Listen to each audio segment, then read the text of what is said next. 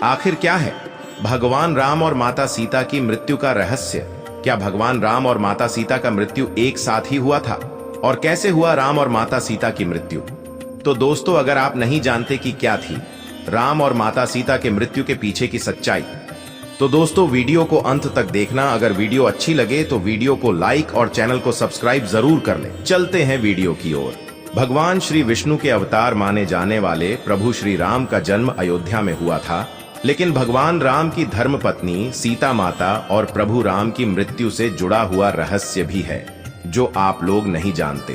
तो दोस्तों चलिए जानते हैं माता सीता और राम के मृत्यु के पीछे का वो रहस्य।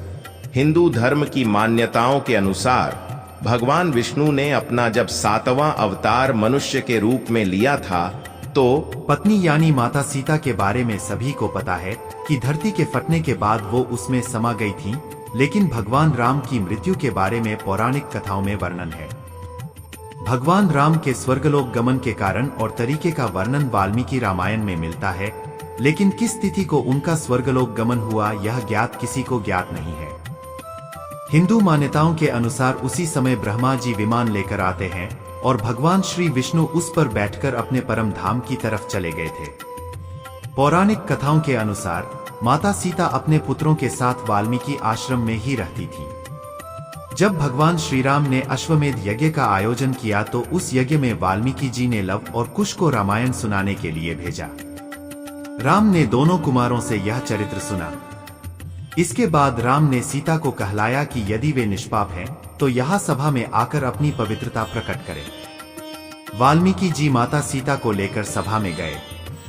वहां सभा में वशिष्ठ ऋषि भी थे। सीता हाथ जोड़कर नीचे मुख करके बोली, हे धरती माँ, यदि मैं पवित्र हूँ तो धरती फट जाए और मैं उसमें समा जाऊं। जब सीता ने यह कहा तब नागों पर रखा एक सिंहासन पृथ्वी फाड़कर बाहर निकला। सिंहासन पर पृथ्वी देवी बैठी थी। उन्होंने सीता को गोद में बैठा लिया और सीता माता के बैठते ही वह धरती में समा गई। वहीं पद्मपुराण की कथा के अनुसार सीता धरती में नहीं समाई थी, बल्कि उन्होंने श्री राम के साथ रहकर सिंहासन का सुख भोगा था और उन्होंने भी राम के साथ में जल समाधि ले ली थी। राम अपने पुत्रों के साथ अयोध्या लौट आए और महल में उनके लिए एक नया घर बनाया। लेकिन बहुत कम लोग जानते हैं कि सीता मां के पृथ्वी में समा जाने के बाद राम के शेष जीवन का क्या हुआ। भगवान राम के जीवन का अंत कैसा हुआ, इसकी जानकारी वाल्मीकि की रामायण से नहीं बल्कि पद्म पुराण से मिलती है। सीता को खो देने के बाद श्री राम ने कई वर्षों तक अयोध्या में शासन किया। उन्होंने अपने पुत्रों को राज्य का कामकाज संभालने के लिए तैयार किया। अपने शासन के दौरान राम ने अयोध्या के लोगों के लिए कई यज्ञ भी किए। अयोध्या की प्रजा पहले से ही राम को अयोध्या का सबसे अच्छा और आदर्श राजा मानती थी। राम का जीवन ऐसे ही चलता रहता है। एक दिन एक बुद्धिमान ऋषि राजा राम से मिलने आए और उन्होंने एकांत में प्रभु राम से कुछ महत्वपूर्ण बात करने की अनुमति मांगी। राम विनम्रतापूर्वक ऋषि की बातें सुनने के लिए भूमि पर बैठ गए।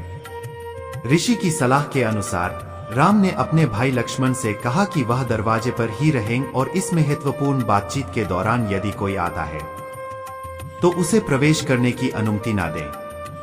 राम से मिलने आए ऋषि कोई और नहीं बल्कि समय के रूप में कालदेव आए थे।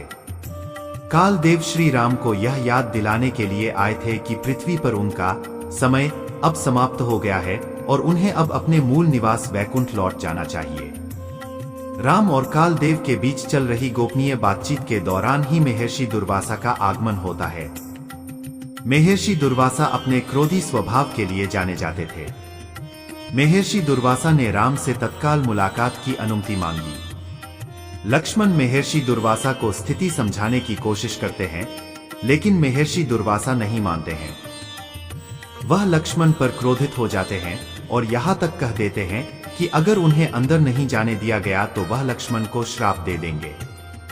लक्ष्मण को समझ नहीं आता कि वह भाई के आदेश की अवहेलना करें या श्राप सहें।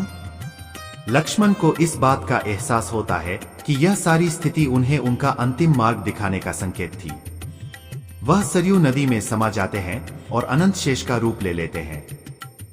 राम महाविष्णु के राम अवतार को समाप्त करने की तैयारी में होते हैं, तभी उन्हें लक्ष्मण के बारे में पता चलता है। वह भी सरयू नदी में अदृश्य देवों के साथ चलते जाते हैं और इस प्रकार उनका राम अवतार समाप्त हो जाता है। सरयू में समाने के तुरंत बाद महाविष्णु अपने मूल रूप में उसी स्थान पर प्रकट हुए जिस स्थान पर लोग पहले से ही इकट्ठा थे। उन्होंने लोगों को आशीर्वाद दिया। राम, विष्णु और लक्ष्मण आदिशेष हो गए थे। हालांकि ज्यादातर लोग मानते हैं कि राम का अंत ऐसे ही हुआ था, फिर भी कुछ लोगों की इससे अलग राय है। पुराणों में इस बात का जिक्र है कि ब्रह्मांड के पालनहार भगवान विष्णु अपने अस्तित्व को समाप्त नहीं कर सकते हैं। ब्रह्मांड के विनाशक के रूप में केवल शिव ही यह काम कर सकते हैं। तार्किक नजरिए से समझा जाए तो राम का अंत भी विष्णु के पहले अवतारों की तरह ही हुआ था। जैसे कि कालिका पुराण में जिक्र है कि अपने कर्तव्यों की पूर्ति के बाद विष्णु का वराह अवतार पारिवारिक संबंधों के मोहमाया में फंस गया था। उस स्थिति में वराह ने स्वयं अपना जीवन समाप्त नहीं किया, बल्कि देवताओं ने शिव की मदद लेने के लिए कैलाश का रुख किया। देवताओं की विनती के बाद शिव पक्षी जानवर से बना शरभ अवतार लेते हैं, जो वराह से युद्ध करके विष्णु अवतार को मुक्त कराते हैं। इसी तरह भगवान शिव के शरभ अवतार ने नरसिंह अवतार को भी नष्ट किया था। भगवान राम स्वेच्छा से अपना अस्तित्व त्यागने वाले पहले अवतार थे, क्योंकि उन्होंने एक आदर्श मानव पुरुषोत्तम का जीवन जिया। उन्हें लोगों के सामने धर्म का एक उदाहरण स्थापित करना था। एक रहस्यमय जानवर के हाथों एक हिंसक मृत्यु उनके इस अवतार के लिए उचित नहीं था। इसलिए उन्होंने नदी में समाकर इस अवतार को खत्म किया। बुरे कर्मों का फल हमेशा बुरा ही मिलता है, चाहे वह इंसान हो या फिर ईश्वर। इसका एक उदाहरण माता सीता का है, जिसका जिक्र रामायण में किया गया है। दरअसल रामायण कई भाषाओं में लिखी गई है। अलग अलग रामायण में कई तरह की दंत कथाएं मिलती हैं, जिनसे कई लोग परिचित नहीं हैं। जिसके बाद भगवान राम ने सीता का गर्भावस्था के दौरान त्याग कर दिया। तब माता सीता महर्षि वाल्मीकि के आश्रम पहुंची और वहां उन्होंने लवकुश को जन्म दिया।